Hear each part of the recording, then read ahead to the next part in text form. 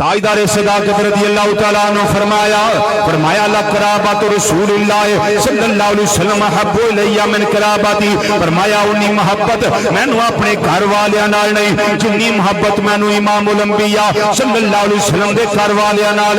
پھر آپ نے پریکٹیکلی کر کے دسیا، توجہ میرے وال، پریکٹیکلی کر کے دسیا نے حضرت علی المرتضی شیر خدا رضی اللہ تعالیٰ عنہ انہاں نال صدیق پاک نو کنا پیار ہے۔ ایک دن مسجد نبوی شریفہ دا ماحول، صحابہ اکرام بیٹھے ہوئے نے، نبی کریم صلی اللہ علیہ وسلم جلوہ فرمانے، توجہ نظرہ روایت سنے آجے، جلوہ فرمانے، حضرت علی المرتضی شیر خدا رضی اللہ تعالیٰ عنہ آگئے، دیکھیا مسجد کھچا کج بھری ہوئی ہے، کتنوں آما کتھے آکے بوا جگہ نظر نہیں ہوندی پئی۔ حضرت صدیق پاک دا دھیان پہ گیا حضرت علی پاک دے چہرے تے، چونکہ بیٹھے نبی کریم صلی اللہ علیہ وسلم دے نال ساڑے دھیان صحابہ وال سی، اپنے پیر بائیاں وال سی، نبی کریم صلی اللہ علیہ وسلم دی توجہ مبارکہ اور چہرہ انور اپنے گل غلامہ وال سی۔ صدیق پاک چونکہ نال بیٹھے نے، انہاں دا دھیان اپنے پیر پائیاں والے علی پاک وال دھیان پہ گیا۔ حضرت صدیق پاک اٹھ کے اپنی جگہ تو کھڑے ہو گئے، آواز دے کے فرمان لگے، اے علی کھڑے کیوں ہو؟ آہنا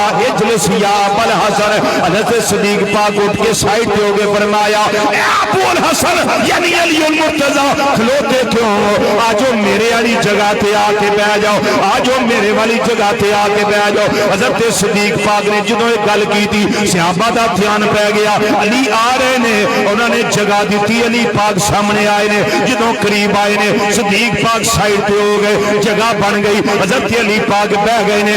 نبی کریم صلی اللہ علیہ وسلم نے مسکرا کے فرمایا اے ابو بکر جیا کا حکم ہوئے، فرمایا تساں جگہ میں نہیں دیتی، جگہ اس واسطے دیتی ہے سونیا کی وجہ میں کیوں جگہ دیتی ہے؟ نبی کریم صلی اللہ علیہ وسلم نے فرمایا تیرے جگہ دین دی وجہ ہے فضل والا فضل والے نو جاندا ہے، فضیلت والا فضیلت والے دی قدر نو جاندا ہے۔